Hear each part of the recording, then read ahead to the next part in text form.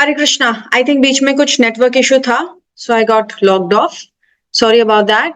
आप सबका स्वागत है। We are going to start from the slide और from the shloka where we left. सो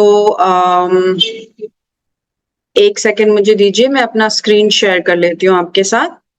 तो पिछली बार, just to run you through the is my screen visible to everybody? I hope it is okay. तो पिछली बार हमने चैप्टर 2 का first half किया था। Just to give you a quick recap of that. तो हमने सीखा कि कैसे आध्यात्मिक ज्ञान लेने के लिए हमें एक बोनाफाइड गुरु के पास जाना होता है, और गुरु हमें क्या समझाते हैं, हमारी रियल आइडेंटिटी से हमारी पहचान कराते हैं। And our real identity is that we are not this body, we are the soul, right? And then we had come to a juncture of understanding कि अगर हम ये सोल हैं तो फिर हमें कैसे बिहेव करना है। क्या हमें एनिमल्स की तरह आहार निद्रा भय मैथुन के लिए जुगाड़ करते हुए अपना जीवन बिताना है, या हमारे लाइफ का पर्पस या गोल कुछ और है? सो मनुष्य जीवन का एक्चुअल गोल क्या है, वो हमें सीखना होगा, और वो हम सीख सकते हैं इस मनुष्य जीवन में आध्यात्मिक ज्ञान को आत्मसात करके। और आध्यात्मिक ज्ञान में और स्पिरिचुअल नॉलेज में हमें ये सीखने को मिलता है that because we are not this body, we are the soul, that we need to perform activities in a particular manner. यानी अपने सारे काम हमें इस प्रकार करने चाहिए, इस समझ के साथ करने चाहिए कि हम ये शरीर नहीं, हम आत्मा हैं। तो उसी श्रृंखला में आगे बात करते हुए हमने ये समझा था कि किसी भी जीवात्मा का इनेट नेचर है, उसकी कॉन्स्टिट्यूशनल नेचर है that person needs to serve somebody else। अगर आपको याद होगा पिछले हफ्ते जब हम डिस्कस कर रहे थे, तो हमने देखा था कि every living being is in a loving relationship, and everybody wants to serve somebody or the other at all junctures in life। जिस भी फेज में हम होते हैं लाइफ के, उसमें हम किसी ना किसी को सर्व करना चाहते हैं, और हम लोगों से प्रेममयी संबंध स्थापित करना चाहते हैं। और इसका रीजन क्या है? क्योंकि हम सब भगवान के अंश हैं, और भगवान से हमारा प्रेममयी संबंध है, और हमें भगवान को सर्व करना है। यही मनुष्य जीवन का लक्ष्य है।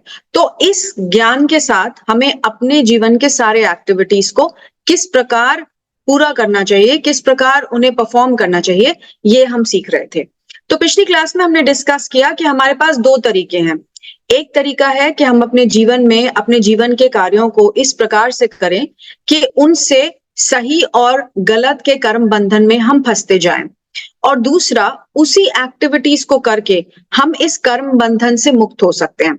तो भगवान भगवत गीता में श्लोकों में 38 श्लोक में हमें ये बता रहे हैं कि किस प्रकार मनुष्य जीवन में हमें किस तरह की ट्रेनिंग लेनी है। हमें ये ट्रेनिंग लेनी है कि हम इस तरह से अपने जीवन को जिएं, इस तरह से अपने कर्तव्यों को निभाएं। हमारे दो तरह के कर्तव्य हैं, हमने पिछली बार डिस्कस किया था, एक शरीर का कर्तव्य और एक आत्मा का कर्तव्य, राइट? तो क्योंकि हम इस शरीर को एज एन इंस्ट्रूमेंट यूज कर रहे हैं, और एक्चुअली में हम है कौन? हम एक आत्मा है, हम ये शरीर नहीं है। We are a soul. So what is the purpose of our life? The purpose of our life is to get trained in performing our daily activities in such a manner कि हम कर्म बंधन में नहीं फंसे। तो भगवान भगवत गीता में हमें सिखा रहे हैं बुद्धि योग, यानी कि भक्ति योग, यानी कि भक्ति से हम अपने नॉर्मल लाइफ के कार्यकलापों को भी इस प्रकार कर सकते हैं कि वो हमें कर्म के बंधन में बांधे नहीं, राइट? तो जब हम शास्त्रों को पढ़ते हैं तो शास्त्रों से हम सीखते हैं कि हमें जीवन इस तरह से जीना चाहिए, अपनी लाइफस्टाइल इस तरह से बनानी चाहिए कि मनुष्य जीवन में हम उसका पूरा लाभ उठा पाए अपनी आध्यात्मिक उन्नति के लिए। तो हम में से कई लोग ये कह सकते हैं कि हमारे पास तो वैसे ही बहुत काम है, इतने सारे कामों के बीच में अगर हम एक और एजेंडा साथ में ले लेंगे कि अब हमें स्पिरिचुअल अपलिफ्टमेंट के लिए भी काम करना है, it will become very difficult because we are as it is very busy, right? So Bhagavad Gita हमें सिखाती है कि हमें अपने किसी भी काम को चेंज नहीं करना। अपने डेली के रूटीन कामों को करते हुए how can we become more spiritual, that is the teaching of the Bhagavad Gita. तो 38 श्लोका में भगवान यही सिखा रहे हैं कि कैसे हम इक्वानिमिटी को प्राप्त हो सकते हैं, और बिना ड्यूअलिटी के, यानी like last time we were discussing, इस दुनिया में सुख दुख लाभ हानि ये सारी चीजें जो है वो ड्यूअलिटी में चलती हैं। This is the world of duality. तो उस ड्यूअलिटी से बचते हुए हम अपने कर्मों को कैसे कर सकते हैं कि वो हमें कर्म बंधन में नहीं फांसे, या नहीं बांधे, that is what we are going to learn. So buddhi yoga और bhakti yoga teaches us to add Krishna to everything, add God to everything that we are doing. So हमें अपने कार्य चेंज करने की जरूरत नहीं है, हमें सिर्फ अपनी कॉन्शियसनेस चेंज करने की जरूरत है, यानी अपनी चेतना को चेंज करने की जरूरत है. तो 38 श्लोका में भगवान कह रहे हैं सुख दुखे समय कृत्वा लाभो लाभ जया जयो. लाभ और हानि दोनों ही चीज के स्ट्रेस से, एंजाइटी से छूटकर हम अपने काम को किस प्रकार कर सकते हैं कि हम भगवान की तरफ अपने कदम बढ़ा सकें और आध्यात्मिक उन्नति को प्राप्त कर सकें. So that can happen if we add Krishna to our life. यानी कि हमारे जो नॉर्मल काम है उसमें अगर हम कृष्ण को ऐड कर दें, भगवान को ऐड कर दें, या भगवान की प्रसन्नता के लिए उन चीजों को करना शुरू कर दें, तो काम वही रहेगा. लेकिन क्योंकि हम उसको उस चेतना में कर रहे हैं विच इज स्पिरिचुअल, तो हमें उसका बेनिफिट बहुत ज्यादा मिलेगा. राइट. तो नेक्स्ट में भगवान और समझा रहे हैं कि किस प्रकार से हम अपने ही कार्य को करते हुए, इस तरह से अपने डेली के कार्य को करते हुए इस तरह से जी सकते हैं जिससे कि हम कर्म बंधन से फ्री हो जाएं. और उससे क्या लाभ होगा? उससे ये लाभ होगा कि जब हम इस प्रकार का जीवन जीते हैं तो इसमें कभी भी हमें कोई हानि नहीं होती, क्योंकि हम ये समझ रहे हैं कि हम इटर्नल बीइंग हैं और अपने आप को शाश्वत या सनातन समझते हुए जब हम कर्म करते हैं तो उन कर्मों में हम आध्यात्मिक उन्नति को सबसे पहले रखते हैं. यानी कि हम ये समझते हैं कि हम अपनी एक्टिविटीज को इस तरह से करें कि वो हमें स्पिरिचुअल बेनिफिट दें. और जब ऐसा होता है तो हमें किसी भी चीज में कोई लॉस नहीं होता और इससे हमें अभय भी प्रदान होता है, यानी हम फियरलेस भी बन पाते हैं. तो भगवत गीता में भगवान क्या सिखा रहे हैं? 41 श्लोका में भगवान कहते हैं कि हमें अपनी बुद्धि को, अपने इंटेलिजेंस को फोकस बनाना चाहिए. जैसे हम बच्चों को बोलते हैं कि अगर तुम्हें एग्जाम्स में अच्छी तरह परफॉर्म करना है तो तुम्हें फोकस्ड, डेडिकेटेड एफर्ट डालने पड़ेंगे. बिल्कुल वैसे ही स्पिरिचुअल लाइफ में अगर हमें सक्सेसफुल होना है, अगर हम आध्यात्मिक उन्नति करना चाहते हैं, तो हमें अपनी बुद्धि को कैसा बनाना होगा? व्यवसायत्मिका बुद्धिर एके ही कुरुनंदन, भगवान कह रहे हैं बिल्कुल one pointed agenda, many branch नहीं हो सकते. हम अपना ध्यान यहाँ भी वहां भी हर जगह नहीं भटका सकते. हमारा एक पॉइंट एजेंडा क्या होना चाहिए कि हमारे हर कार्य से हमें स्पिरिचुअल बेनिफिट मिलना चाहिए. राइट. और भगवान श्लोका नंबर 42-43 में फिर बता रहे हैं कि ऐसा कैसे हो सकता है. ये तब होगा जैसे कुछ लोग जो हैं वो वेदों में जो वर्णित रिचुअल्स हैं उनको फॉलो करने से भगवान की प्राप्ति करना चाहते हैं, या उच्च लोकों की प्राप्ति करना चाहते हैं, या फिर वो उन एक्टिविटीज जो हैं, जो रिचुअल्स हैं, उनसे वो अटैच हो जाते हैं. और वो क्यों होते हैं? क्योंकि हम क्या चाहते हैं? We want to enjoy. Enjoyment के पर्पस से हम जो भी एक्टिविटी करते हैं वो एक्टिविटी हमें कर्म बंधन में बांधती है. राइट. या तो हमें उसका अच्छा फल मिलता है या बुरा फल मिलता है. अगर बुरा फल मिलेगा तो भी हमें उसको भोगने के लिए एक शरीर लेना होगा, और अच्छा फल होगा अगर हम सिर्फ पुण्य कार्य करेंगे और अच्छा फल अर्जित करेंगे, उससे भी we will have to take another body.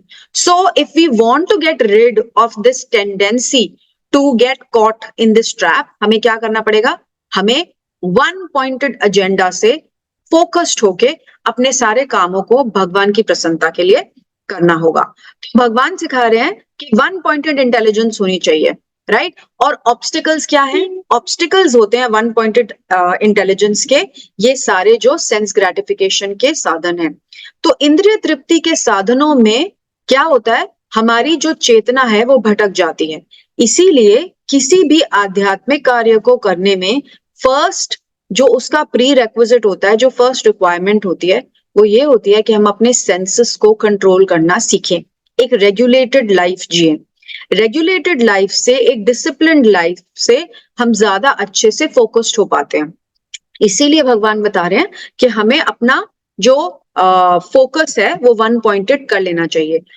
फिर इस प्रकार वन पॉइंटेड फोकस के साथ जब हम अपने सारे कार्य भगवान की प्रसन्नता के लिए करते हैं, तब हम बिल्कुल फ्री हो जाते हैं. उसका कर्म बंधन हमें नहीं लगता, ना तो हम उसको भोगने के लिए हमें वापस आना पड़ता है, और ना ही हमें उसका कुछ अच्छा या बुरा लाभ मिलता है. तो ऐसे बहुत सारे पर्सनालिटीज हैं जिनसे हम इस तरह से बिहेव करना सीख पाते हैं। आगे हम देखेंगे, हनुमान जी के चरित्र को थोड़ा सा डिस्कस करेंगे और जानेंगे किस प्रकार उन्होंने इस चेतना में अपना काम किया।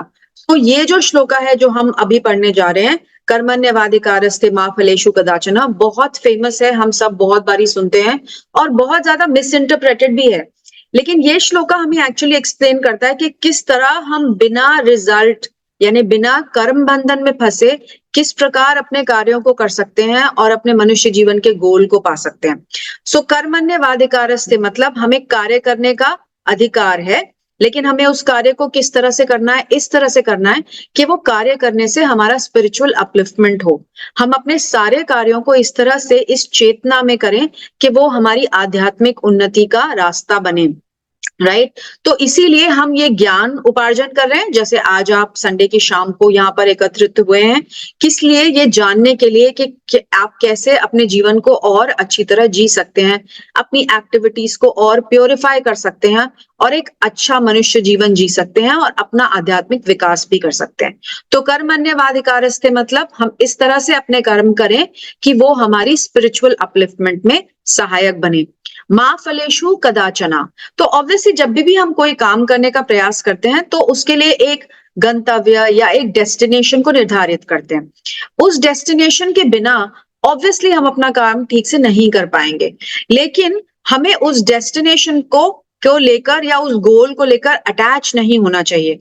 हमें भगवान की प्रसन्नता के लिए वो कार्य करना चाहिए। अपने सारे काम हम भगवान की प्रसन्नता के लिए कर सकते हैं और फिर उसका जो भी फल हो, अच्छा हो या बुरा हो, उसको भी हम भगवान को ही ऑफर कर सकते हैं, अर्पित कर सकते हैं। इससे क्या होगा कि एक तो हमारी चेतना भगवान के प्रसन्नता के लिए कार्य करने में रहेगी, उससे हमारी स्पिरिचुअल अपलिफ्टमेंट होगी, हमारी प्योरिफिकेशन होगी, और जब हमारी प्योरिफिकेशन होगी तो धीरे धीरे हम इस कर्म बंधन से मुक्त होते जाएंगे। जो हमारे पास्ट के सिंस या पास्ट के जो बेनिफिट्स हैं उन सब से भी मुक्त होते जाएंगे और आगे भी हमारा जीवन इन कर्म बंधनों से मुक्त रहेगा। तो इसीलिए हमें कार्य इस तरह करना है कि वो हमारी आध्यात्मिक उन्नति के लिए सहायक हो और कार्य को भगवान की प्रसन्नता के लिए करके और जो भी उसका फल हो उसको भी भगवान को ही वापस ऑफर कर देना है, ताकि हमें उसका कोई भी कर्म ना लगे। माँ कर्म फल हेतुर्भो, यानी कि ये कभी भी नहीं समझना चाहिए कि ये कार्य करने का मैं ही कारण हूं। भगवत गीता में हम आगे पढ़ेंगे कि भगवान कहते हैं मैं सभी कारणों का कारण हूं। तो भगवान ही सभी कारणों के कारण है, is the cause of all causes. तो इसीलिए हमें ये इस डिल्यूजन में या इस इल्यूजन में नहीं रहना चाहिए कि इस कार्य को करने के लिए मैं ही कर सकता हूं इसको, और इसलिए उससे हमें डिटैच्ड तरीके से, यानी कि एक बहुत ही समभाव, इक्वानिमिटी के भाव से हमें हर कार्य को करना चाहिए और फिर उसके फल को छोड़ देना चाहिए। माते संगोस्त अकर्मणे, यानी कि we should not be attach to inaction. ऐसा नहीं है कि कई लोग सोचते हैं स्पिरिचुअलिटी का मतलब है जो स्पिरिचुअल प्रैक्टिस को फॉलो करते हैं या जो स्पिरिचुअलिस्ट हैं वो कोई काम नहीं करते। That is not allowed. Krishna यहाँ पर खुद कह रहे हैं that the inaction is not allowed, you have to endeavour. Effort डालना हमेशा हमारा धर्म है। और किस तरह से एफर्ट डालना है? We have to put an effort for the pleasure of the Lord. तो क्योंकि इस तरह से किया हुआ कार्य हमें प्योरीफाई करता है, और जब हमारी प्योरिफिकेशन होगी तो हम और अच्छी तरह से आध्यात्मिक ज्ञान को समझ पाएंगे, और इसी तरह ये साइकिल क्रिएट होगी कि आध्यात्मिक ज्ञान को समझेंगे, फिर और एक्शन करेंगे भगवान की प्रसन्नता के लिए, उससे और प्योरिफिकेशन होगी, फिर और आध्यात्मिक ज्ञान को अच्छे से समझ पाएंगे, फिर और अच्छे से सर्व कर पाएंगे भगवान को, भगवान की प्रसन्नता के लिए, और इसी तरह से अपने आध्यात्मिक जीवन में आगे बढ़ते जाएंगे। So this is the way we need to work. तो अगर कोई ये समझे कि आध्यात्मिक जीवन जीने का मतलब है हमें कोई काम नहीं करना या फिर हमें अपने अभी के सारे काम छोड़ने पड़ेंगे, भगवान यहाँ पर बहुत अच्छे से क्लैरिफाई कर रहे हैं कि ऐसा कुछ नहीं है। We do not have to leave anything, हमें कुछ भी छोड़ने की आवश्यकता नहीं है। हमें सिर्फ क्या करने की आवश्यकता है? हमें जोड़ने की आवश्यकता है। और किसको जोड़ना है हमें? ऑब्वियसली भगवान को, गॉड को, कृष्ण को। अगर हम अपने सारे कार्यों में, अपने नॉर्मल कार्यों में भगवान को जोड़ते हैं तो वो कार्य स्पिरिचुअल हो जाता है और हमारी प्योरिफिकेशन उससे हो जाती है। और इसीलिए श्लोका 48 में भगवान बताते हैं जब हम अपने कर्म को भगवान से जोड़ देंगे तो वो योग बन जाएगा। योग का मीनिंग ही होता है भगवान से जुड़ा हुआ, इसीलिए इसको कर्म योग या बुद्धि योग बताया जाता है। अलग तरह के योग जो योग सिस्टम्स है वो भी हम पढ़ेंगे आगे के चैप्टर में। तो यहाँ पर भगवान बता रहे हैं कि रियल योग क्या है। रियल योग है अपने कार्य को इक्विपॉइज्ड होकर, बिना उसके सक्सेस या फेलियर के बारे में चिंता किए, पूरी तरह से भगवान की प्रसन्नता के लिए उसको परफॉर्म करना, और फिर भगवान पर ही उसके फल और जो भी उसका फल है उसको भगवान के लिए अर्पित कर देना। तो यही है रियल योगा। तो यही रियल योगा हम देख सकते हैं हनुमान ने कैसे परफॉर्म किया, है ना। हनुमान ने जीवन भर भगवान के मिशन को फुलफिल करने के लिए कार्य किया। आप अगर रामायण पढ़ें तो उसमें हनुमान का ऐसा कोई पर्सनल एजेंडा, कोई पर्सनल काम हो, ऐसी कभी भी कोई व्याख्यान में नहीं आता। उसका रीजन ये है कि he made the mission of lord Ram his own mission. So सारे मिशन उन्होंने भगवान के प्रसन्नता के लिए किए, उनके सारे कार्य भगवान की प्रसन्नता के लिए थे, राइट। तो अगर हम ऐसे डिवोटीज के कार्यकलापों को देखें, उनके लाइफस्टाइल को देखें, उनके जीवन को देखें, उनकी जीवन शैली को देखें, तो हम समझ सकते हैं कि किस प्रकार हम भी अपने ही जीवन में अपने काम करते हुए भी भगवान को याद कर सकते हैं और भगवान की प्रसन्नता के लिए काम कर सकते हैं। तो हनुमान ने अलग अलग इंसिडेंट्स में अलग अलग टाइम पर दिखाया किस प्रकार अपनी क्वालिटीज से, कि उन्होंने अपनी सारी क्वालिटीज को, अपने सारे टैलेंट को भगवान राम की सेवा में लगाया, उनकी प्रसन्नता के लिए किया, और फिर उसका जो सही या गलत या सक्सेसफुल या अनसक्सेसफुल जो भी उसका फल था वो सब भगवान को ऑफर किया। तो क्या बता रहे हैं भगवान वर्स 49 में, that we need to give up all activities जो हमें भगवान से दूर ले जाते हैं, राइट। या फिर हमें ऐसी एक्टिविटीज जिससे हम कर्म बंधन में फंस जाते हैं, राइट। तो थर्ड चैप्टर के फर्स्ट श्लोका में ही अर्जुन भगवान से प्रश्न करेंगे कि इंटेलिजेंस ज्यादा इंपॉर्टेंट है या फ्रूटिव वर्क ज्यादा इंपॉर्टेंट है। तो उसका जो कनेक्शन है भगवान यहीं पर बता रहे हैं श्लोका नंबर 49 में, कि इंटेलिजेंस जो है वो सकाम कर्मों से ज्यादा इंपॉर्टेंट है। यानी कि हमेशा इस बात का ज्ञान होना कि मैं क्या कर रहा हूं और इसको मुझे इस तरह से परफॉर्म करना है, अपने काम को, अपने कार्य को, अपनी ड्यूटी को, अपने कर्तव्य को इस तरह से परफॉर्म करना है कि इससे मेरी प्योरिफिकेशन हो और मेरा स्पिरिचुअल अपलिफ्टमेंट हो। So working in Krishna consciousness is the most important. God consciousness में कोई भी काम किया गया हो वो हमें स्पिरिचुअल बेनिफिट देता है। तो कैसे देता है स्पिरिचुअल बेनिफिट? वो इस तरह से देता है क्योंकि गॉड कॉन्शियसनेस में किया हुआ काम हमें रिएक्शन नहीं देता, अच्छा या बुरा, किसी भी तरह का रिएक्शन हमें उसका नहीं मिलता।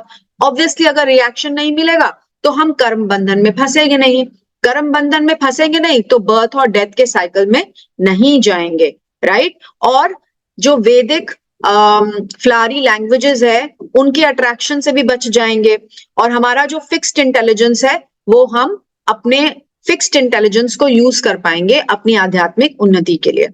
तो यहाँ पर भगवान हमें फॉर्मूला बता रहे हैं कि किस तरह से हम मुक्त हो सकते हैं, हम फ्री हो सकते हैं, हम आध्यात्मिक स्तर पे ऊपर उठ सकते हैं, किस तरह से अपने कार्य को इस तरह से करने में कि उसमें चेतना ये हो कि ये कार्य हम भगवान की प्रसन्नता के लिए कर रहे हैं। So all the activities that we do in God consciousness वो हमें फ्री कर देती है। कैसे? क्योंकि उसका कोई रिएक्शन हमें नहीं मिलता, उससे हम कर्म बंधन में नहीं फंसते। कर्म बंधन में ना फंसने के कारण हम जीवन मृत्यु के साइकिल से फ्री हो जाते हैं और अपने माइंड को कंप्लीटली फोकस करके हम आध्यात्मिक जीवन में आगे बढ़ सकते हैं। तो जैसा हमने पहले कहा, ये सब सुन के हमें ऐसा नहीं लगना चाहिए कि ओह ये तो बहुत डिफिकल्ट है, हमें बहुत डिफरेंट काम करने पड़ेंगे, हमारे अभी के कामों का क्या होगा। बहुत सिंपल फॉर्मूला है, आपको कोई काम छोड़ना नहीं है, हमें सिर्फ हर काम में भगवान को ऐड करना है। कृष्णा कॉन्शियसनेस और गॉड कॉन्शियसनेस और spirituality is not a process of elimination, it's a process of addition. हम कुछ भी छोड़ते नहीं है, कोई भी चीज गिव अप नहीं करते, हम सिर्फ भगवान को अपनी लाइफ से जोड़ देते हैं। और जब हम ऐसा करते हैं तो हम पाते हैं कि हमें स्ट्रेस, एंजाइटी, इन सारी चीजों से भी छुटकारा मिलता है। हम बहुत ज्यादा आनंद और प्रसन्न भी रहते हैं, क्योंकि भगवान को जब हम अपनी एक्टिविटीज में ऐड कर देते हैं, अपनी डेली लाइफ में ऐड कर देते हैं, तो हर चीज स्पिरिचुअल हो जाती है और फिर वो हमें बेनिफिट देती है स्पिरिचुअल हैप्पीनेस का, राइट। अब हमने सीख लिया, जो हमारा एक्रोनिम था जो पिछले हफ्ते से चल रहा है चैप्टर 2 के लिए, वो था गीता, जिसमें फर्स्ट था गुरु, the need of a guru, then I was identity, and they were two kinds of कर्तव्य और ड्यूटीज और धर्मास। तो हमने ये तीनों चीजें अब डिस्कस कर ली, राइट। तो अगर हम एक आध्यात्मिक गुरु के पास जाकर अपनी आइडेंटिटी समझ गए कि हम ये शरीर नहीं है, हम आत्मा हैं, और आत्मा के बेसिस पे जब हम काम करने लगे, अपने कर्तव्यों को, अपनी ड्यूटीज को पूरा करने लगे, तो उसका रिजल्ट क्या होगा? वो है एक्रोनिम का लास्ट अल्फाबेट, यानी कि हम स्थित प्रज्ञ बन जाएंगे, यानी कि self realised person. Bhagavad Gita के सेकंड चैप्टर के लास्ट सेक्शन में भगवान बता रहे हैं, हमें अट्रैक्ट करने के लिए, ल्योर करने के लिए समझा रहे हैं कि अगर हमने ये प्रोसेस फॉलो किया तो हम कितना ज्यादा अपना भला कर सकते हैं, क्योंकि स्थित प्रज्ञ व्यक्ति जो है वो एक आइडियल लाइफ जीता है, राइट। तो qualities of a liberated soul, right. तो अर्जुन ने भगवान से पूछा था कि योगी के कैरेक्टरिस्टिक्स क्या होते हैं, जिसके फिक्स्ड इंटेलिजेंस होता है, जो कि वन पॉइंट एजेंडा होता है उसका, जो स्थित प्रज्ञ है कि मुझे भगवान की सेवा करनी है, उसके क्या कैरेक्टरिस्टिक्स, फीचर्स है, हमें कैसे पता चलेगा। तो यहाँ पर हम देख सकते हैं कि अर्जुन ने ये क्वेश्चंस पूछे, है ना। तो अर्जुन ने पूछा कि स्थित प्रज्ञ जो है वो किस तरह के उनके जनरल सिम्टम्स होते हैं। तो भगवान ने इसका आंसर देते हैं, भगवान श्लोका नंबर 2.55 में, यानी कि सेकेंड चैप्टर के 55th श्लोक में जवाब देंगे। उसके बाद अर्जुन ने पूछा कि जो स्थित प्रज्ञ व्यक्ति है, जो ऐसा व्यक्ति है जिसने अपना अस्तित्व समझ लिया है और जो अपनी ड्यूटीज को पूरी तरह से भगवान की प्रसन्नता के लिए निभाता है, वो व्यक्ति जो है वो किस तरह से बात करता है, किस तरह से रिस्पॉन्स करता है, किस तरह से बिहेव करता है। और फिर नेक्स्ट क्वेश्चन है जिसको भगवान आंसर करेंगे 56 और 57 श्लोका में। फिर वो पूछते हैं कि किस तरह से अपने सेंसेस को हैंडल करता है। ये बहुत जरूरी है, क्योंकि हमने पढ़ा था 2.41 में भगवान ने बोला है कि हमें एक पॉइंट एजेंडा से अपना जीवन व्यतीत करना है, हमारा फोकस जो है वो एक होना चाहिए। तो उस एक फोकस के लिए अपने सेंसेस को कंट्रोल करना बहुत जरूरी है। तो स्थित प्रज्ञ व्यक्ति ऐसा कैसे कर पाता है, अर्जुन ने भगवान से पूछा। तो भगवान उसका जवाब देंगे सेकेंड चैप्टर के 58 श्लोका से लेके 63rd श्लोका तक ये जवाब देंगे। उसके बाद भगवान से उन्होंने पूछा कि वो किस तरह से सेंस ऑब्जेक्ट्स को रिस्पॉन्ड करता है, किस तरह से ऑपरेट करता है, उसका जवाब देंगे भगवान 2.64 से 71 तक। तो ये जो क्वेश्चंस हैं अर्जुन ने पूछे हैं स्थित प्रज्ञ के जनरल कैरेक्टरिस्टिक्स या जनरल सिम्टम्स के बारे में। तो जो सेल्फ रियलाइज व्यक्ति है उसको देखकर हम कैसे पता लगा सकते हैं कि वो, किसी भी व्यक्ति को देखकर हम कैसे पता लगा सकते हैं कि वो सेल्फ रियलाइज है। तो भगवान बता रहे हैं कि जिसका माइंड प्योरिफाइड है ना। तो माइंड प्योरिफाई, जैसे हमने क्लास के शुरू में कहा था कि अगर हम कीर्तन करते हैं तो उससे हमारी बहुत प्योरिफिकेशन होती है। ऐसे ही स्पिरिचुअल प्रैक्टिसेस जब हम फॉलो करते हैं, क्लास में आने से, स्क्रिप्चर्स को पढ़ने से, आध्यात्मिक ज्ञान को सुनने से, उसको अप्लाई करने से, ये सारे प्रोसेसेस जो है वो बहुत प्योरिफाइंग है। तो जो व्यक्ति जिसका माइंड इन स्पिरिचुअल प्रैक्टिसेस से प्योरिफाइड है वो स्थित प्रज्ञ है ना। तो वो भगवान की क्वालिटीज को देख पाता है, भगवान को समझ पाता है, उनको अपने सारे कर्मों का फल ऑफर करता है, राइट, उनको सर्व करने की कोशिश करता है, और भगवान भी उसको उसी प्रकार से रेसिप्रोकेट करते हैं, right. So there is a loving relationship between a pure devotee और a purified person as well as the Lord. तो भगवान जो है वो उस स्थित प्रज्ञ व्यक्ति के साथ रेसिप्रोकेट करते हैं, उसकी तरफ बहुत मर्सीफुल होते हैं और उसकी लाइफ में पर्सनल इंटरेस्ट लेते हैं, उसकी लाइफ में उसको गाइड करते हैं, उसको पर्सनल इंटरेस्ट लेते हैं, उसको, उसके ऊपर अपनी दया भरी नजर रखते हैं, हमेशा उसका ध्यान रखते हैं, राइट। तो जो स्थित प्रज्ञ व्यक्ति है वो भगवान की प्योर भक्ति करता है और निष्काम भाव से करता है, जैसे हमने पहले डिस्कस किया कि किसी भी बंधन में बंधे बिना वो अपनी सारी एक्टिविटीज को, जैसे प्रहलाद महाराज हैं, राइट, हम सब जानते हैं प्रहलाद महाराज की स्टोरी। श्रीमद् भागवतम के 7th कैंटो में प्रहलाद महाराज का डिस्क्रिप्शन आता है, जो कि हिरण्यकशिपु के पुत्र थे और किस प्रकार वो भगवान की भक्ति में रत थे और उनकी रक्षा करने के लिए भगवान नरसिंह अवतार लेकर एक खंबे से प्रकट होते हैं। तो उस लीला में हम देख पाते हैं कि कैसे भगवान रेसिप्रोकेट कर रहे हैं अपने डिवोटी के लिए, क्योंकि वो डिवोटी एकदम सरेंडर्ड है। वो अपने सारे कार्य किस लिए करता है? भगवान की प्रसन्नता के लिए। उसने अपना कोई भी कार्य करना छोड़ा नहीं है, लेकिन वो किस लिए कर रहा है सब कुछ? भगवान की प्रसन्नता के लिए। इसीलिए वो भगवान को बहुत प्रिय है ना। और ऐसे व्यक्ति जो है वो भगवान के लिए स्पेशल अफेक्शन रखते हैं, उनकी तरफ बहुत प्रेममयी उनका संबंध है। तो हमने जैसे पहले डिस्कस किया कि व्यक्ति किसी ना किसी से प्रेममयी संबंध रखता है।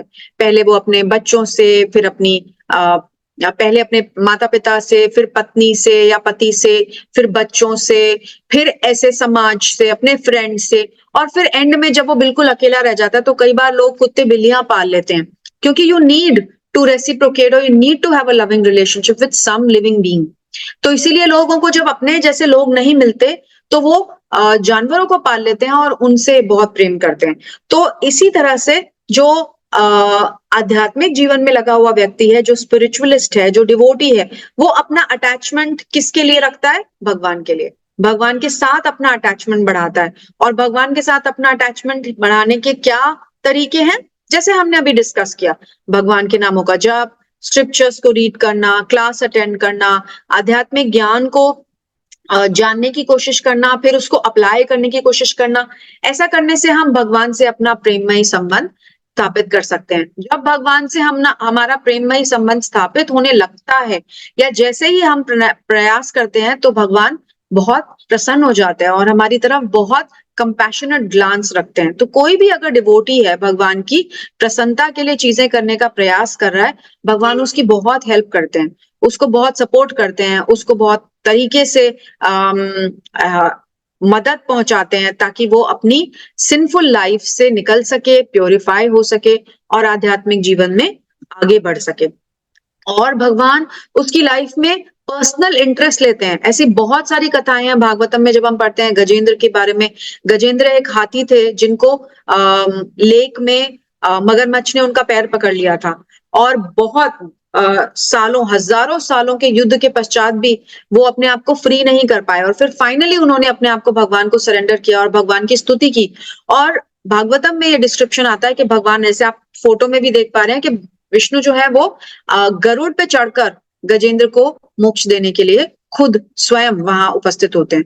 तो भगवान हर डिवोटी के लाइफ में पर्सनल इंटरेस्ट दिखाते हैं, क्योंकि डिवोटी जो है वो भगवान के चेतना में ही भगवान की प्रसन्नता के लिए अपने सारे कार्य करता है, राइट। तो हम सब भी जैसे अगर कोई हमारे डिपेंडेंट, कोई हमारा बच्चा हो, या हमारी कंपनी में कोई काम करता है जो कि बहुत सिंसियर है और जो हमारे लिए बहुत डेडिकेटेड है, तो हमारा अफेक्शन उसकी तरफ ऑटोमेटिक होता है। तो हम उसका ज्यादा ख्याल रखते हैं, हम बाकियों का भी ख्याल रखते हैं पर उसका ज्यादा रखते हैं। तो बिल्कुल वैसे ही भगवान जो है वो पर्सनल इंटरेस्ट लेते हैं ऐसे डिवोटीज की लाइफ में। तो सेकंड क्वेश्चन कि वो कैसे बोलता है, वो भगवान अब यहाँ पर आंसर करेंगे। तो भगवान बताते हैं कि वो किस तरह से, कौन है ये? वो स्थित प्रज्ञ, जिसने ये समझ लिया कि मैं शरीर नहीं हूं, मैं आत्मा हूं, और फिर उसने अपने दोनों धर्मों को, अपने कॉन्स्टिट्यूशनल धर्म को यानी कि जो सनातन धर्म है वो, और अपना जो स्वधर्म है यानी कि अपने शरीर के धर्म को, दोनों ही धर्मों को भगवान की सेवा के लिए वो पूरा करता है। वो व्यक्ति कैसे बोलता है, राइट? तो वो एकदम इक्विपॉइज्ड रहता है, यानी दुख में, परेशानी में वो हड़बड़ाता नहीं है, एंजाइटी नहीं होती उसको, वो एकदम इक्विपॉइज, समभाव रहता है। उसको पता है कि जिस प्रकार दुख आया है उसी प्रकार सुख भी आएगा। जब सुख आता है तो वो सुख की वजह से बहुत ज्यादा ऐसे एक्साइटेड नहीं हो जाता, और जब दुख आता है तो वो बहुत संयम से उस दुख को भी झेलता है, right? Freedom from attachment, fear and anger. तो वो फियर दो यानी कि डर, कई लोगों को ये डर होता है कि अगर मैंने ये गलत कर दिया तो मेरे जो रिश्तेदार हैं वो बुरा मान जाएंगे, तो उनको बुरा ना लगे, वो इस डर में कभी-कभी काम करते हैं। कभी-कभी हम अपने बॉसेस के डर में काम करते हैं, कभी-कभी हम समाज के डर में काम करते हैं, कभी-कभी अपने स्पाउस, अपने बच्चों के डर में काम करते हैं, बच्चे कभी-कभी अपने माता-पिता के डर में काम करते हैं। लेकिन जो स्थित प्रज्ञ व्यक्ति है, उसको किसी का डर नहीं होता, क्योंकि उसको पता है कि मेरे प्रोटेक्टर कौन है? भगवान है, और मैं भगवान की प्रसन्नता के लिए सारे कार्य करता हूँ। इसलिए उसको ना कोई डर है, ना कोई अटैचमेंट है, ना उसके पास क्रोध का कोई कारण है। तो वो बहुत अच्छे से एक अम, इस तरह के भाव से अपना जीवन व्यतीत करता है कि वो अपने सारे कार्य करता रहता है, लेकिन उसको कोई एंजाइटी नहीं होती, और उसको परफेक्ट नॉलेज होती है। वो एकदम इस ज्ञान में स्थित होता है कि वो गुड और इवल से बिल्कुल अनअफेक्टेड है, यानी कि उसके ऊपर किसी भी जो इस भौतिक जगत की जो ड्युअलिटीज हैं, उनका उस पर कोई प्रभाव नहीं पड़ता। तो ये फायदा है हमें आध्यात्मिक ज्ञान को समझने का, उसको अप्लाई करने का, और फिर भगवान की प्रसन्नता के लिए अपने कार्यों को करने का। अगर हम अपनी ड्यूटीज को भगवान की कॉन्शियसनेस में, गॉड कॉन्शियसनेस में फुलफिल करेंगे, तो this is the benefit that we will get, that we will become equanimous, that we will become completely free from anxiety, from stress, from depression। ऐसे विचार हमारे मन में नहीं आएंगे, क्योंकि हम बिल्कुल अपने वन फोकस्ड एजेंडा से चल रहे होंगे कि हमें सब कुछ भगवान की प्रसन्नता के लिए करना है। तो सिम्टम जो है जो हम डिस्कस कर रहे हैं, हर व्यक्ति के कोई ना कोई सिम्टम होते हैं ना। जिस व्यक्ति को के पास बहुत पैसा है, उसके भी कुछ सिम्टम है। कैसे पता चलेगा कि किसी के पास कोई पैसा किसी के पास बहुत पैसा है? उसका बड़ा घर होगा, उसकी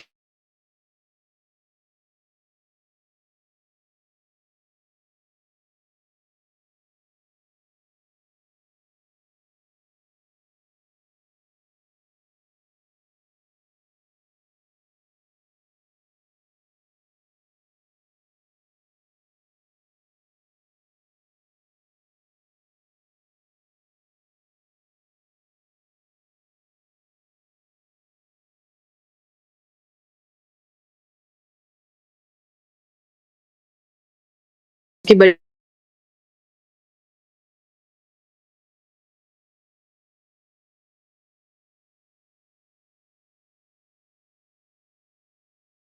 हरे Krishna, sorry, I think I got disconnected. 1 minute दीजिए, मैं दोबारा से अपनी स्लाइड शेयर कर लेती हूँ। सब लोग मुझे सुन पा रहे हैं, राइट? ओके, या सो हम सिम्टम्स डिस्कस कर रहे थे। तो क्या सिम्टम्स हैं कि जिस तरह से वो सिर्फ भगवान के बारे में सारी चीजें डिस्कस करता है, हमेशा अपने हर कार्य को, अपने हर थॉट को भगवान से जोड़ता है, और इस वजह से वो कंप्लीटली कृष्ण कॉन्शियस होता है। इसलिए वो बाकी सारी चीजों में नहीं फंसता। संसार के जो ये डिल्यूजनल चीजें हैं कि अब सुख है, अब दुख है, अब गर्मी है, अब सर्दी है, जो अब लाभ है, हम अब हानि है, इन सब चीजों से वो फ्री हो जाता है, राइट? तो यही वो योगी है। और क्यों ये जरूरी है? वी नीड टू अंडरस्टैंड कि अगर हम अपने सेंसेस को कंट्रोल कर भी लें, राइट, तो जिस प्रकार कैसे कंट्रोल करना चाहिए, भगवत गीता में भगवान बता रहे हैं कि हम अपने सेंसेस को कैसे कंट्रोल करना चाहिए। एक कछुए की भांति। कछुआ क्या करता है? जब उसको कोई खतरा नजर आता है अपने आसपास के वातावरण में, तो अपने सारे लिम्स को अपने शेल के अंदर कर लेता है। तो जो उसका शेल है वो उसका डिफेंस मैकेनिज्म है, और अपने सारे लिम्स को वो अपने शेल के अंदर कर लेता है और अपने आप को प्रोटेक्ट कर लेता है। भगवान ये एनालॉजी देते हैं भगवत गीता में, वो सिखा रहे हैं कि जो स्थित प्रज्ञ व्यक्ति है वो बिल्कुल ऐसे ही ऑपरेट करता है। जैसे ही एक तो वो अपने लिए एक शेल बनाता है, और स्थित प्रज्ञ व्यक्ति का क्या शेल है? उसका आध्यात्मिक ज्ञान। और उस आध्यात्मिक ज्ञान के अंदर वो अपने आप को समेट लेता है। जैसे ही उसको कोई खतरा नजर आता है, वो अपनी इंद्रियों को अंदर समेट लेता है। तो जिस प्रकार एक जो सपेरा होता है, वो एक बहुत बड़े से अजगर को लेकर भी घूमे तो उसको कोई चिंता नहीं, क्योंकि उसने अजगर का क्या निकाला हुआ है? विष निकाला हुआ है। तो जब तक उस अजगर का विष निकला हुआ है, उस अजगर से उस सपेरे को कोई डर नहीं है। राइट? तो उसी तरह हमारे पास भी ऐसे कुछ अजगर हैं, वो है हमारे सेंसेस। तो अगर हम इस सेंसेस को कंट्रोल कर लेंगे तो क्या होगा कि हम एक रेगुलेटेड लाइफ जी पाएंगे। लेकिन कंट्रोल करना बहुत ज्यादा डिफिकल्ट भी होता है, और कंट्रोल करना पूरी तरह से हमें हेल्प नहीं करता। तो हमें क्या करना चाहिए? हमें एक तो श्लोका नंबर 58 में भगवान बता रहे हैं कि सेंसेस को कछुए की तरह अंदर समेट लेना चाहिए, है ना? लेकिन जो कृष्णा कॉन्शियस है वो व्यक्ति क्या करता है? एक तो इक्विपॉइज्ड रहता है, फ्री ऑफ अटैचमेंट रहता है, ये हम पहले डिस्कस कर चुके हैं, स्टेडी रहता है, राइट? और कछुए की तरह अपने आप को समेट कर वो करता क्या है? हमने सेंसेस को तो कंट्रोल कर लिया, लेकिन कंट्रोल करके क्या करना है? सिर्फ कंट्रोल करने से क्या कर पाएंगे? अगर हम अपने सेंसेस को कंट्रोल करेंगे लेकिन उनको एंगेज नहीं करेंगे तो बहुत टाइम तक कंट्रोल में नहीं रह पाएंगे।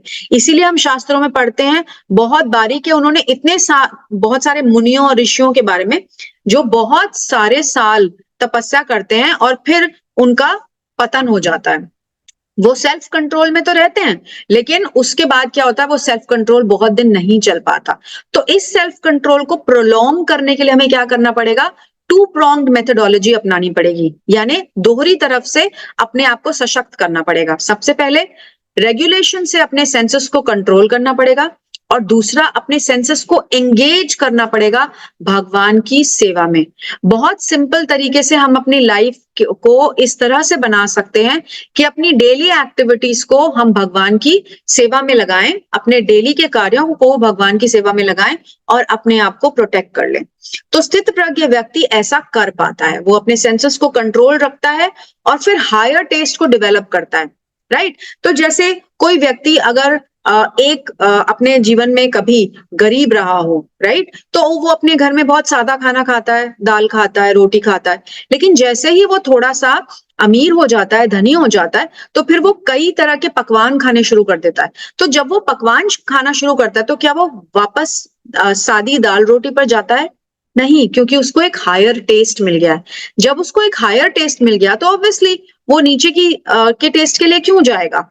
तो उसी प्रकार हमारे सेंसेस हैं, अगर हमने अपनी इंद्रियों को एक हायर टेस्ट दे दिया तो फिर वो हमें नीचे के टेस्टों में नहीं ले जाएंगे, और नीचे के टेस्ट में नहीं ले जाएंगी, उसकी वजह से हम अपने सेंसेस को अच्छे से कंट्रोल कर पाएंगे।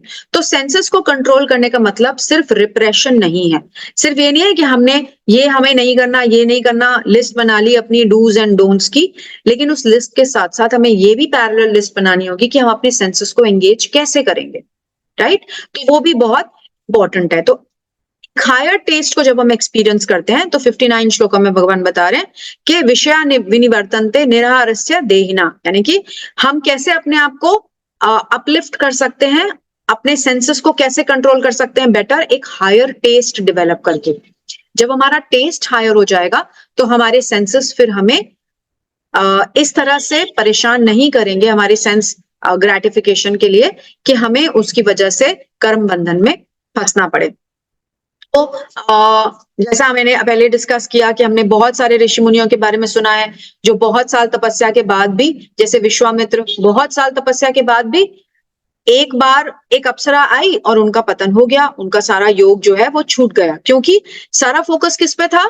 कंट्रोल पे था, सेंसेस को हमने एंगेज नहीं करा।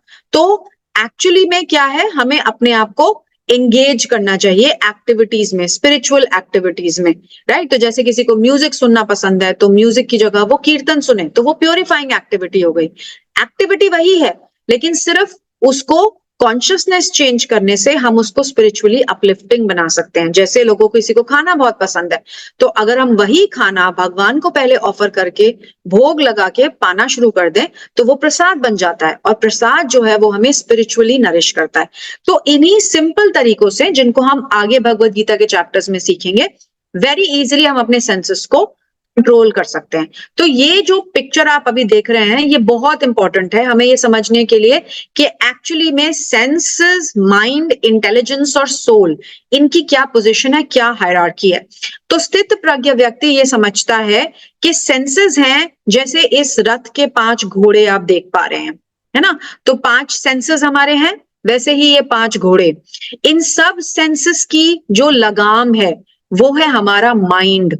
और लगाम किसके हाथ में है? वो है सारथी के हाथ में, यानी कि हमारा इंटेलिजेंस। और रथ में बैठा कौन हुआ है? वो है सोल।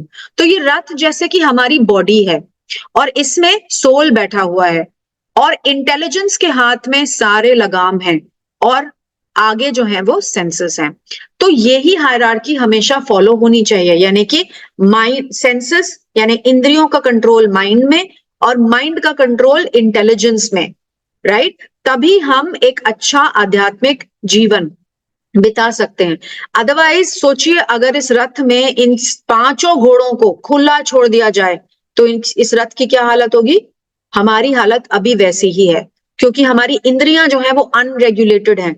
जो हमारे सामने आता है वो हम देख लेते हैं, जो हमारा सुनने का मन करता है हम सुन लेते हैं, जहां हमें खाने का मन करता है हम खा लेते हैं, राइट?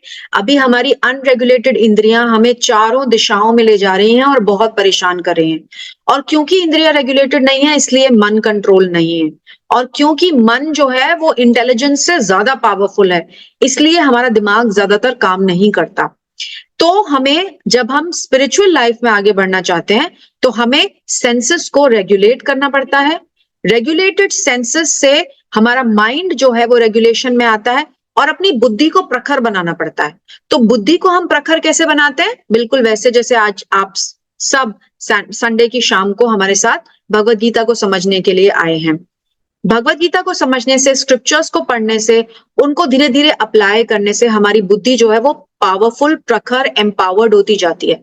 और जब बुद्धि प्रखर और पावरफुल हो जाती है, इंटेलिजेंस पावरफुल हो जाती है, तो वो माइंड को कंट्रोल कर पाती है। और फिर माइंड उस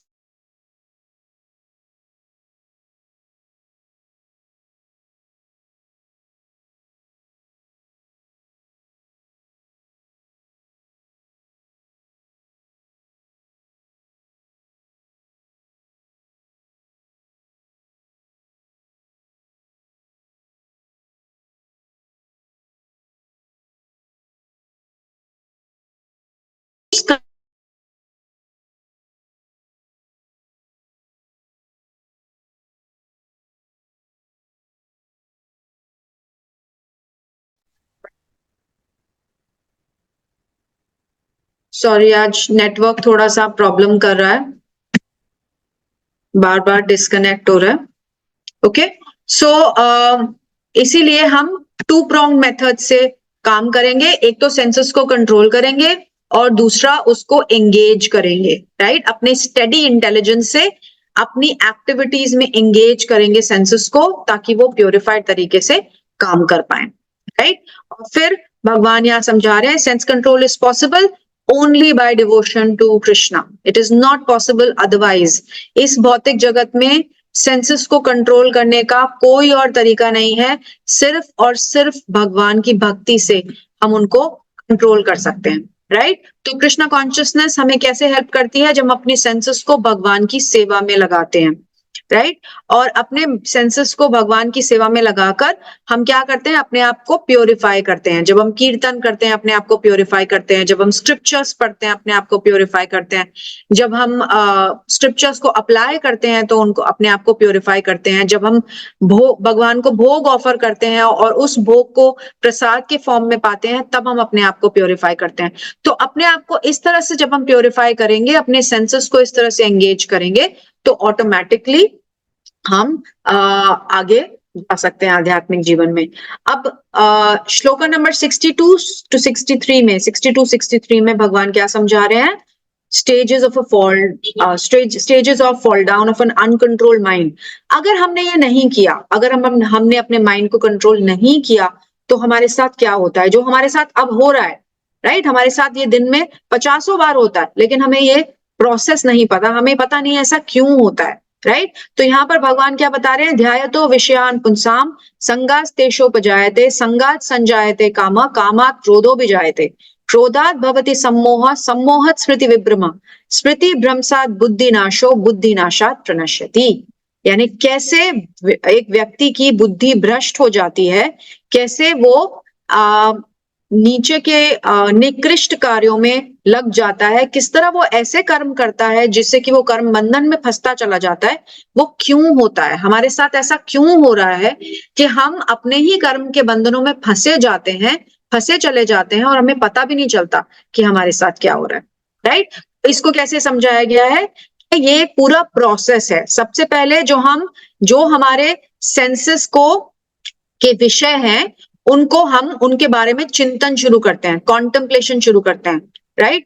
और उस कॉन्टेम्पलेशन से फिर हमें उस विषय से आसक्ति हो जाती है, राइट।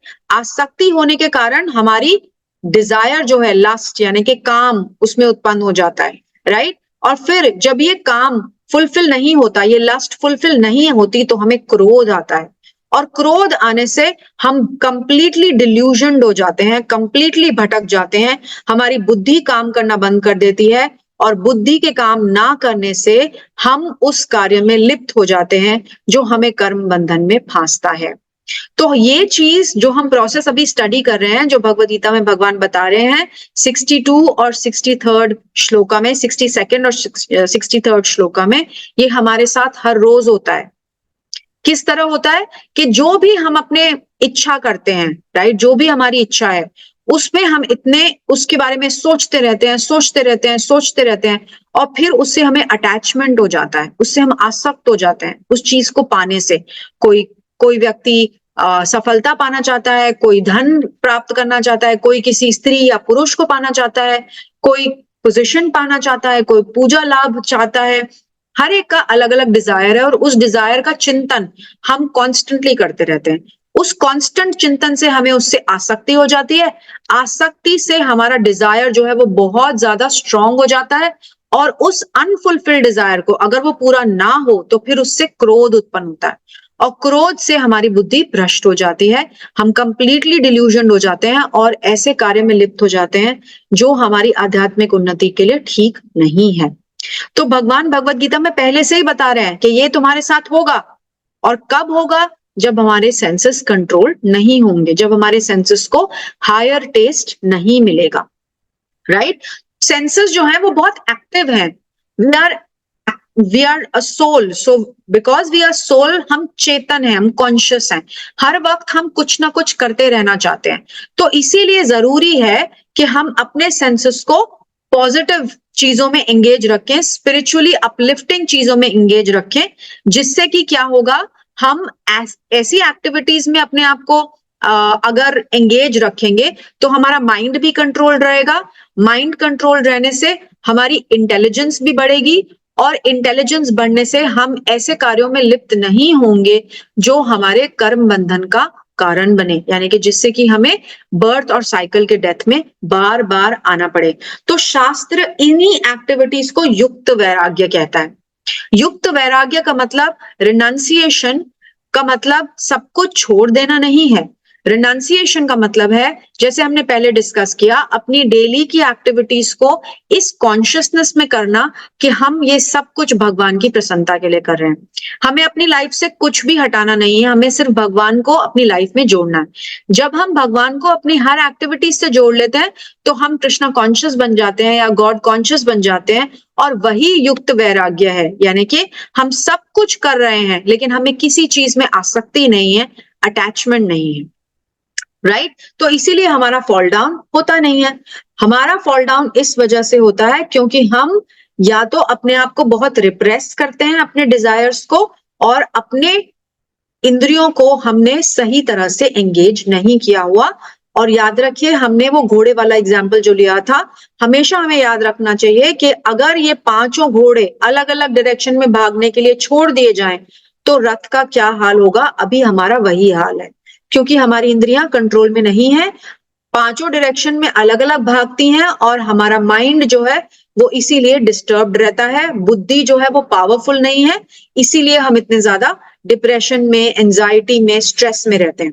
तो अगर हम एक अच्छा जीवन जीना चाहते हैं, इन सब प्रॉब्लम से छुटकारा पाना चाहते हैं, तो हमें क्या करना होगा, हमें अपनी बुद्धि को प्रखर बनाना होगा, आध्यात्मिक ज्ञान से अपने आप को सॉलिड बनाना पड़ेगा अंदर से, अपने इंद्रियों को, अपने सेंसेस को हायर टेस्ट देना होगा, अपने हर काम में भगवान को जोड़ना होगा, अपने आप को प्योरीफाई करना होगा, and we can lead a very happy life.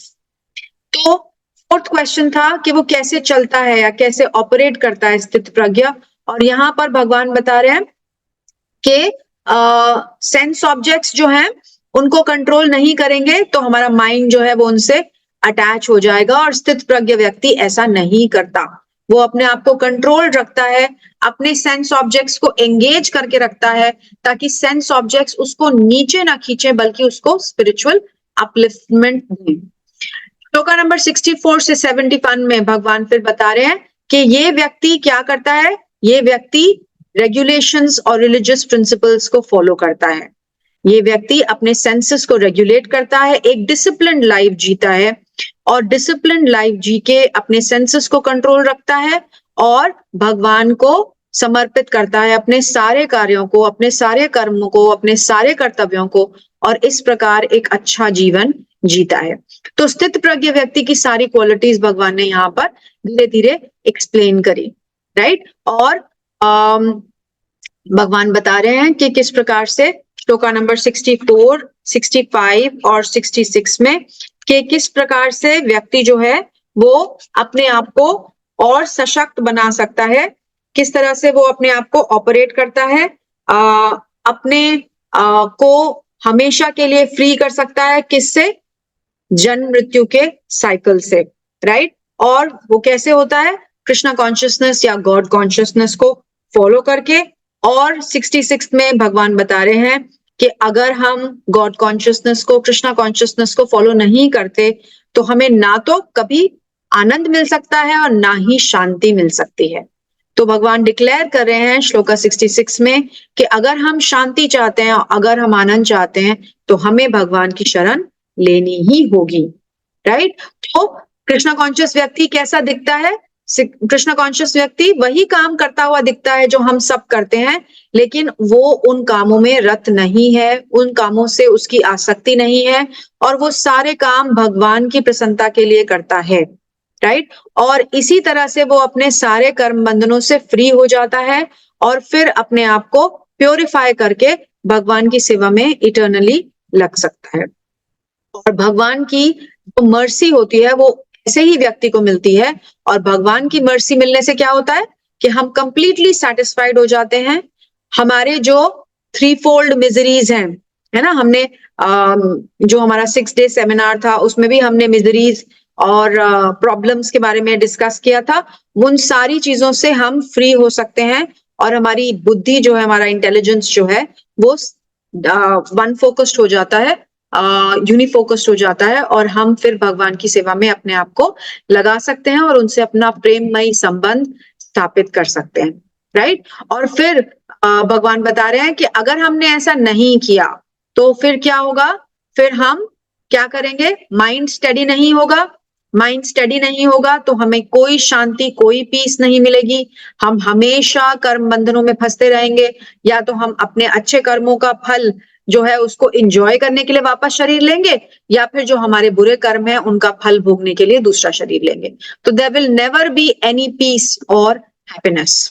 तो प्रैक्टिकल एप्लीकेशन जो है वो क्या है हमारे लिए, कि हम अपने लाइफ को इस तरह से डिजाइन करें, कि हम अपने लाइफ को इस तरह से री इन्वेंट करें कि हम भगवान की सेवा के लिए, भगवान की प्रसन्नता के लिए अपने सारे धर्मों को फॉलो करें, जिससे कि हम अपने सेंसेस को हायर टेस्ट देकर उनको ऐसी चीजों में लगाएं, ऐसे कर्मों में लगाएं जो कि हमें कर्म बंधन में ना बांधें।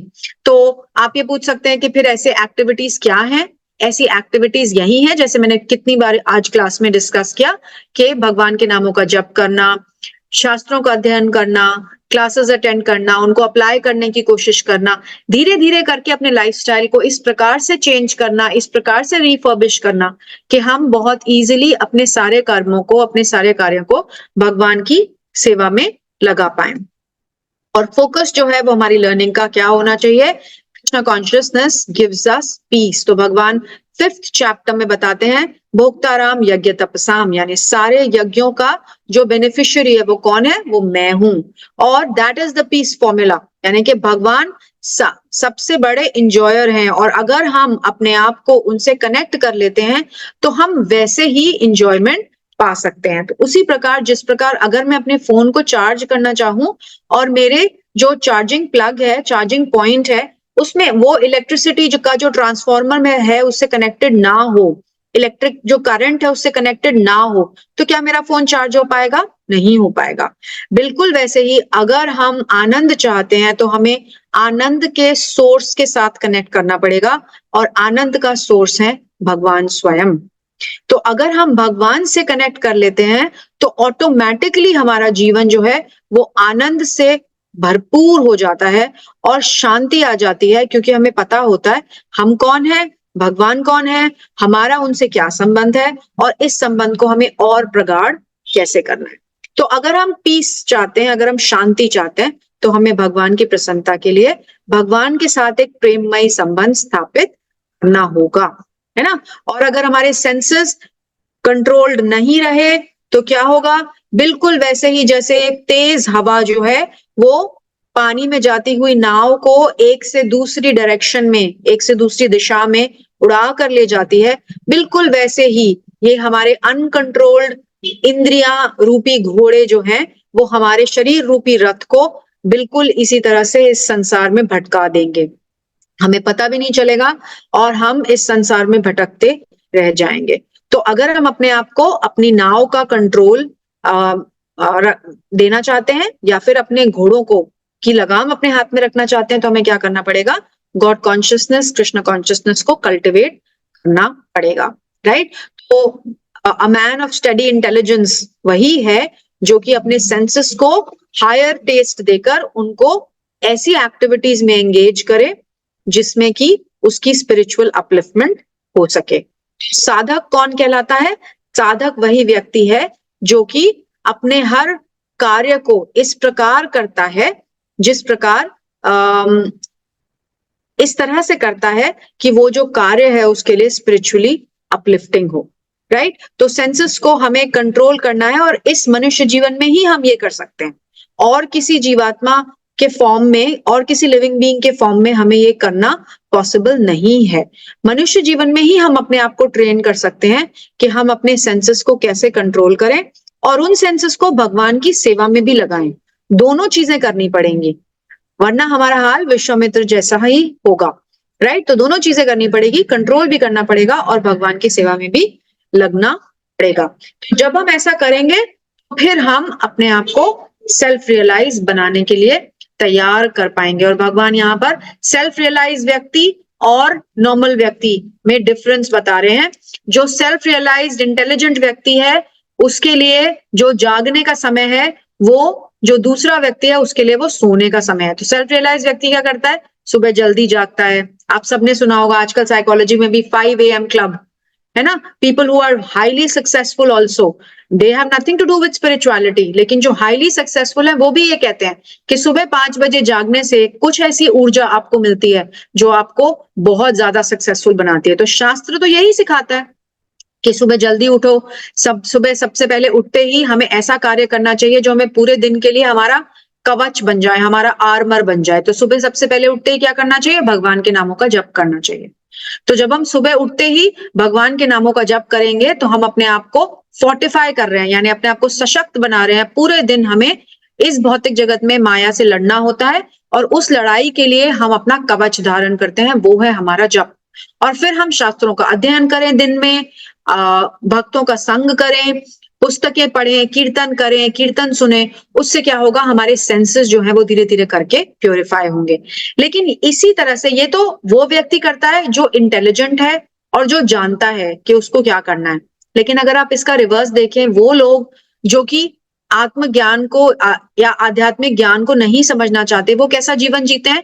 वो पूरे दिन काम करते हैं, फिर शाम के वक्त, रात के वक्त पूरा रात एंजॉय करते हैं, और फिर सुबह जब जागने का समय होता है तब वो सोते हैं, और फिर उसके बाद दिन में फिर शुरू हो जाते हैं अपना काम करने के लिए। तो वो एकदम उल्टा लाइफस्टाइल जीते हैं।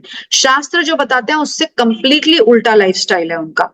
तो हमें ये असेस करना चाहिए कि क्या हम कौन सी कैटेगरी में हैं। क्या हम उन लोगों की कैटेगरी में हैं जो कि शास्त्रों के अगेंस्ट जाकर एक उल्टा लाइफस्टाइल जी रहे हैं, या फिर हम उन लोगों की कैटेगरी में हैं जो कि इंटेलिजेंट लोग कहलाते हैं, जो कि अपने सेंसेस को कंट्रोल करके अपने आप को फोर्टिफाई कर रहे हैं एक सक्सेसफुल ह्यूमन लाइफ जीने के लिए, राइट। तो कृष्णा कॉन्शियस पर्सन जो है वो भगवान के ऊपर पूरी तरह से डिपेंडेंट रहता है और एक अच्छा जीवन जीता है और अपने आने वाले समय को भी फ्रूटफुल बनाता है, अपने स्पिरिचुअल अपलिफ्टमेंट के लिए काम करता है ना। वो स्टेडी होता है, बिल्कुल बिल्कुल उसी तरह जिस प्रकार समुद्र स्टेडी होता है।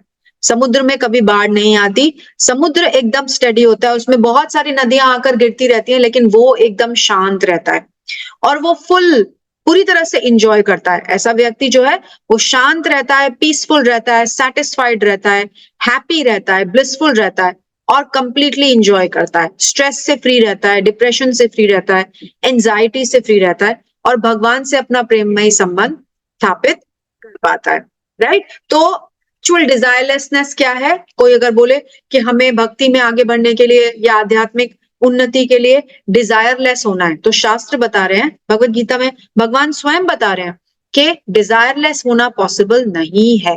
It is not possible. जीव की स्वेच्छा है, स्वतंत्र इच्छा है हमेशा कि वो डिजायर करे, उसका इनेट नेचर है डिजायर करना, इसलिए डिजायर्स तो हमेशा रहेंगे। हमें किस चीज पे काम करना है? हमें उन डिजायर्स को प्योरीफाई करना है। अपने डिजायर्स को हम अगर प्योरीफाई करेंगे तो हम कृष्णा कॉन्शियसनेस या गॉड कॉन्शियसनेस को कल्टिवेट कर पाएंगे, राइट। तो इस तरह से हम आगे बढ़ सकते हैं। तो स्थित प्रज्ञ व्यक्ति वही है जो कि अपने जीवन में भगवान से अपना संबंध स्थापित करता है और प्रेममय संबंध स्थापित करके भगवान की प्रसन्नता के लिए अपने सारे कर्मों, अपने सारे कर्तव्यों का निवारण करता है और इन कर्तव्यों का पालन करते हुए वो भक्ति के लिए अपने कार्य करते रहता है, अपने सेंसेस को प्योरीफाई करते रहता है और आगे बढ़ते रहता है, राइट। तो हमने प्रोसेस ऑफ फॉल डाउन भी आज डिस्कस किया। फिर हमने ये भी डिस्कस किया कि आर्टिफिशियल डिप्रेशन से कुछ नहीं होता, सिर्फ सब कुछ छोड़कर बैठ जाने से कुछ नहीं होगा। हमें क्या करना पड़ेगा? अपने सेंसेस को एंगेज करना पड़ेगा और हम अपनी लाइफ तब तक एंजॉय नहीं कर सकते जब तक कि हम अपने सेंसेस को कंट्रोल करके उनको हायर टेस्ट ना दें। ना हमें शांति मिलेगी और ना हम खुश रह पाएंगे। और एक योगी और एक डिवोटी के बीच का डिफरेंस भी हमने आज समझा कि योगी जो है वो अपने सेंसेस को कंट्रोल करता है और अपने सेंसेस को किसी और चीज में नहीं लगाता, उसको हायर टेस्ट नहीं देता। लेकिन एक डिवोटी क्या करता है? अपने सेंसेस को कंट्रोल करता है, साथ ही साथ उनको हायर टेस्ट देकर उनको स्पिरिचुअल एक्टिविटी में लगाता है। बिल्कुल वैसे ही जैसे कि हमने डिस्कस किया था, विश्वामित्र जो है उन्होंने जरा सा उनको एक टेम्पटेशन मिला तो उनका योग जो है वो भंग हो गया, राइट। लेकिन शास्त्रों में ऐसे बहुत सारे हमारे पास एग्जाम्पल्स हैं, समय की कमी की वजह से हम वो डिस्कस नहीं कर पाए, लेकिन आगे वो सारे एग्जाम्पल्स वापस रिपीट होंगे, हम वो डिस्कस करेंगे। कितने हमारे पास ऐसे एग्जाम्पल्स हैं जिसमें कि डिवोटीज ने बहुत ज्यादा टेम्पटेशन को फेस करते हुए भी they were able to control their mind and they were able to control their senses, और उस वजह से उनकी स्पिरिचुअल लाइफ जो है वो खतरे में नहीं पड़ी, राइट। तो इसी के साथ आज का हमारा ये चैप्टर 2 जो है वो समाप्त होता है।